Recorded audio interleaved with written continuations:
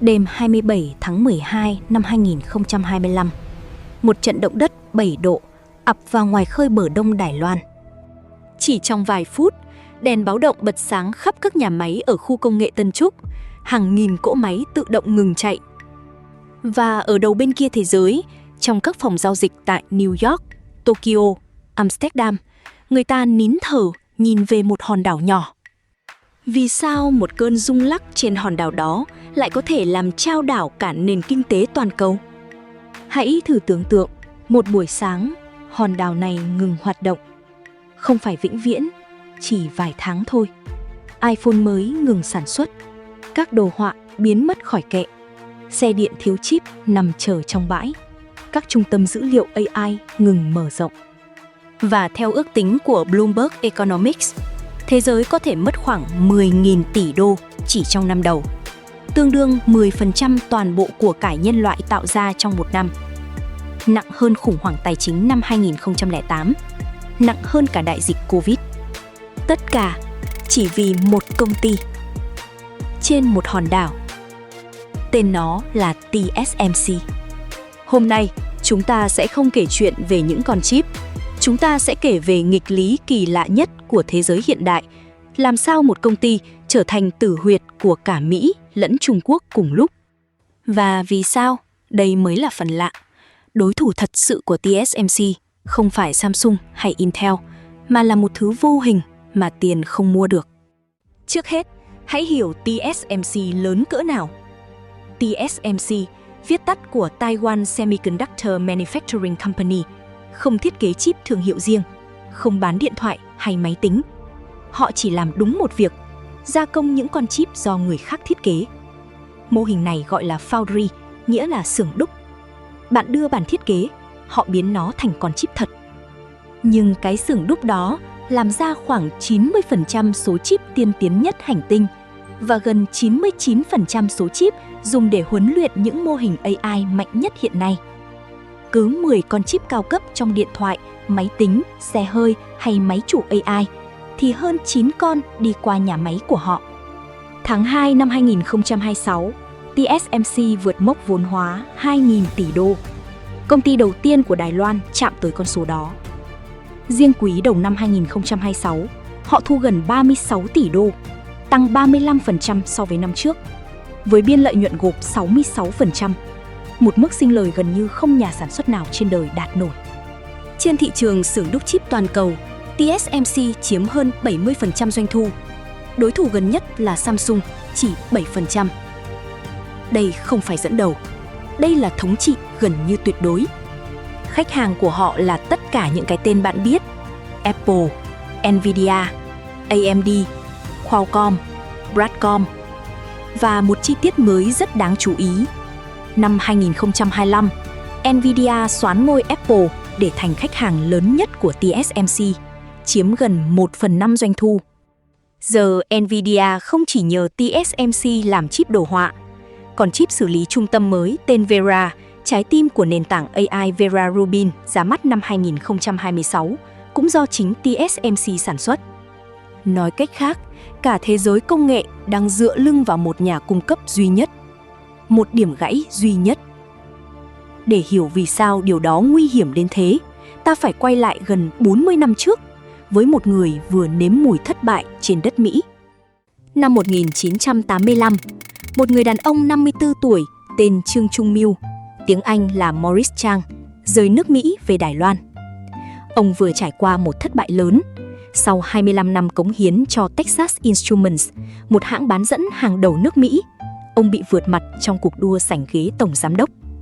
Ở Đài Loan, một quan chức tên Lý Quốc Đình mời ông về với một lời đề nghị gần như không tưởng: một tấm séc trắng để dựng cả ngành chip cho hòn đảo, muốn gì cũng được. Năm 1987, Morris Chang lập TSMC và đặt cược vào một ý tưởng mà gần như cả ngành cho là điên rồ. Thời đó, làm chip nghĩa là phải vừa thiết kế, vừa có nhà máy riêng. Những gã khổng lồ như Intel tự thiết kế, tự sản xuất, tự bán. Xây một nhà máy chip tốn hàng tỷ đô, rào cản khiến chỉ vài ông lớn chơi nổi. Chang lật ngược logic đó. Ông nói, TSMC sẽ không thiết kế gì cả. Chúng tôi chỉ gia công và cam kết không bao giờ cạnh tranh với chính khách hàng của mình. Đó là một cuộc cách mạng. Nhờ lời cam kết trung lập ấy, một kỹ sư có ý tưởng thiết kế chip không cần xây nhà máy tỷ đô nữa. Chỉ cần thiết kế rồi gửi TSMC làm. Cả một thế hệ công ty mới ra đời gọi là Fabless, nghĩa là không nhà máy. Nvidia, AMD, Qualcomm và sau này cả mảng chip của Apple đều là con đẻ của mô hình này. Số công ty thiết kế chip trên thế giới bùng nổ từ vài chục lên hàng nghìn. Và đây là điều ít người để ý. Ngành chip Đài Loan không tự mọc lên từ thị trường. Nó là một quyết sách nhà nước. Từ năm 1976, Viện Công nghệ EG của Đài Loan đã cử kỹ sư sang Mỹ học công nghệ chip từ hãng RCA. Khi TSMC ra đời, gần một nửa vốn đến từ quỹ chính phủ, một phần từ hãng Philips của Hà Lan và i3 chuyển hẳn gần 100 chuyên viên sang công ty mới. Nhiều năm sau, Intel vẫn dẫn đầu. Nhưng đến khoảng năm 2010, khi việc thu nhỏ con chip ngày càng khó, TSMC âm thầm vượt lên rồi bỏ xa Intel ở những thế hệ tiên tiến nhất. Lần đầu sau hàng chục năm, ngôi vương sản xuất chip rời khỏi nước Mỹ.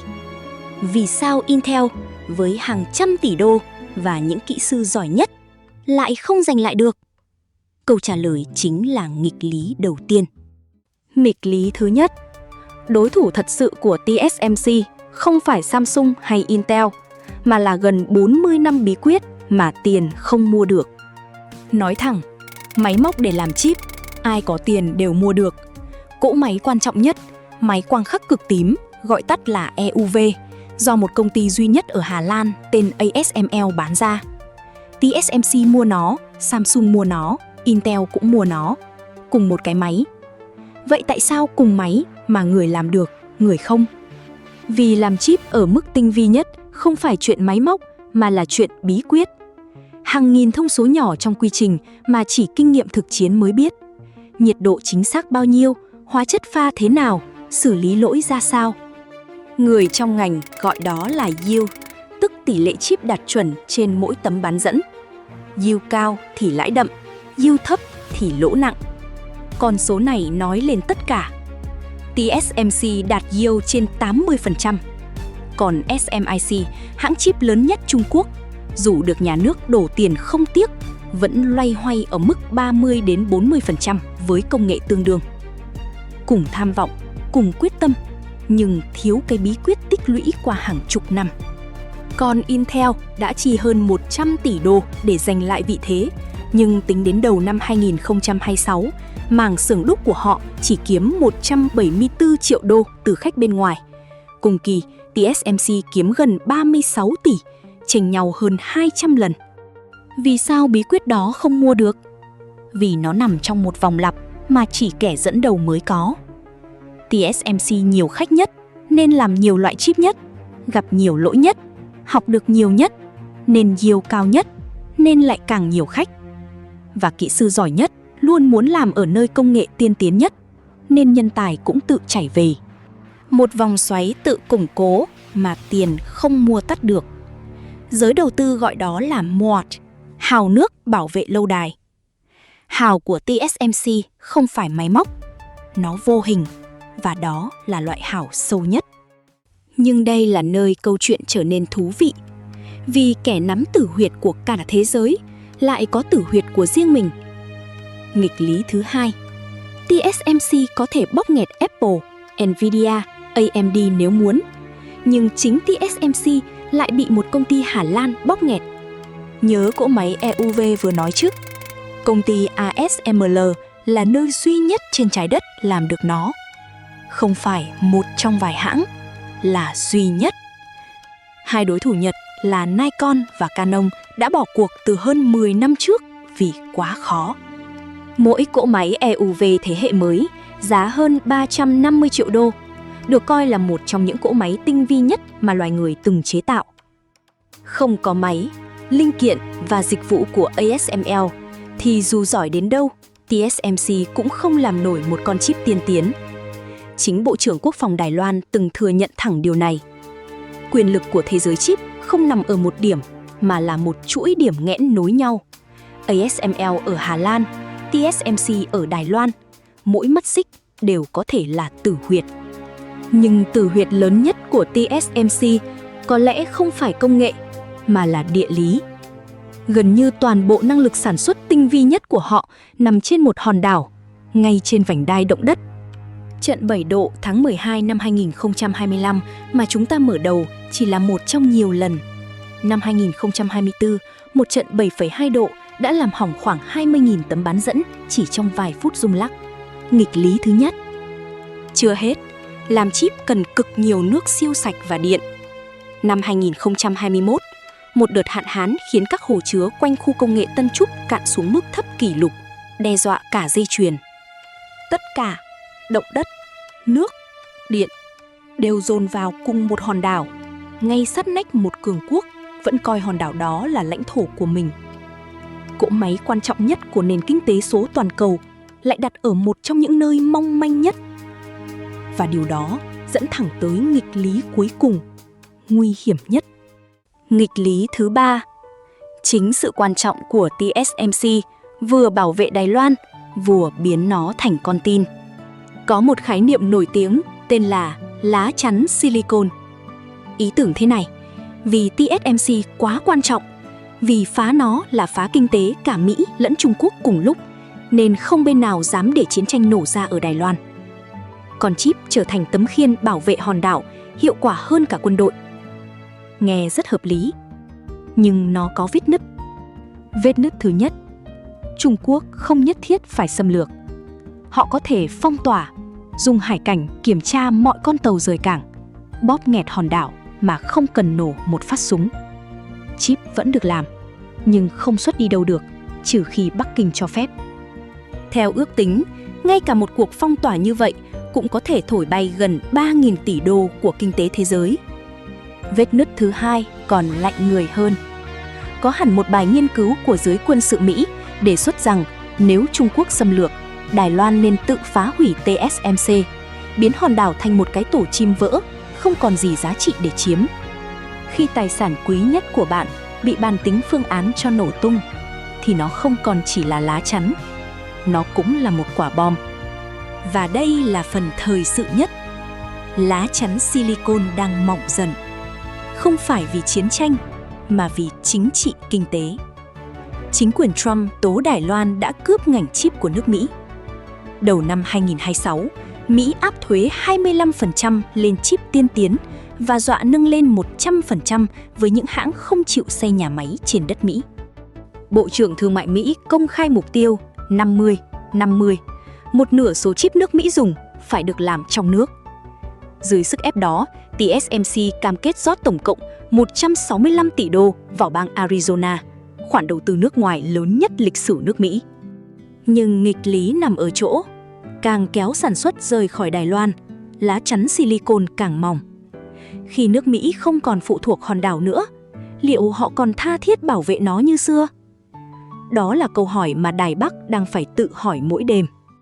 Vậy tọa độ nhìn nhận thế nào về tất cả những điều này? Câu chuyện TSMC không thật sự là câu chuyện về con chip. Nó là câu chuyện về bản chất của quyền lực trong nền kinh tế hiện đại. Suốt nhiều thế kỷ, quyền lực kinh tế nằm ở những thứ nhìn thấy được. Mỏ vàng, giếng dầu, nhà máy, đất đai. Ai có tiền thì mua được. Nhưng TSMC cho thấy một sự thật mới và hơi đáng sợ. Trong thế giới hôm nay, loại quyền lực sâu nhất lại là loại vô hình. Không phải nhà máy, mà là bí quyết vận hành nhà máy. Không phải cỗ máy, mà là gần 40 năm kinh nghiệm dùng cỗ máy đó. Tiền không mua được, không sao chép được, không đẩy nhanh được. Trung Quốc có thể có tất cả tiền của thế giới, nhưng không mua được thời gian. Mặt thứ hai là một lời cảnh báo. Khi cả thế giới dồn một năng lực sống còn vào một công ty trên một hòn đảo, ta đã vô tình tạo ra một điểm gãy duy nhất cho cả nền văn minh. Hiệu quả kinh tế luôn đẩy mọi thứ về nơi làm tốt nhất, rẻ nhất. Nhưng hiệu quả tối đa cũng là mong manh tối đa. Giờ cả Mỹ lẫn Trung Quốc đều mắc kẹt trong cùng một thế. Vừa muốn bảo vệ TSMC, vừa muốn thoát khỏi sự phụ thuộc vào nó. Đó là lý do thập kỷ tới của địa chính trị thế giới sẽ xoay quanh hòn đảo này hơn gần như bất kỳ nơi nào khác. Còn Việt Nam đứng ở đâu? Gần hơn bạn nghĩ. Con chip trong chiếc điện thoại bạn đang cầm rất có thể được TSMC làm ở Đài Loan, rồi đóng gói ngay tại Việt Nam. Vì khi quá tải ở khâu đóng gói, TSMC thuê ngoài cho các đối tác, và Việt Nam đang nổi lên thành một trung tâm đóng gói chip của thế giới. Amkor đã rót 1,6 tỷ đô vào Bắc Ninh, xây cơ sở đóng gói tiên tiến lớn nhất của họ trên toàn cầu. Samsung công bố thêm 4 tỷ đô ở Thái Nguyên. Intel đặt nhà máy đóng gói lớn nhất của hãng tại Việt Nam. Nhưng hãy thành thật với nhau. Đóng gói là khâu cuối, giá trị thấp nhất trong chuỗi.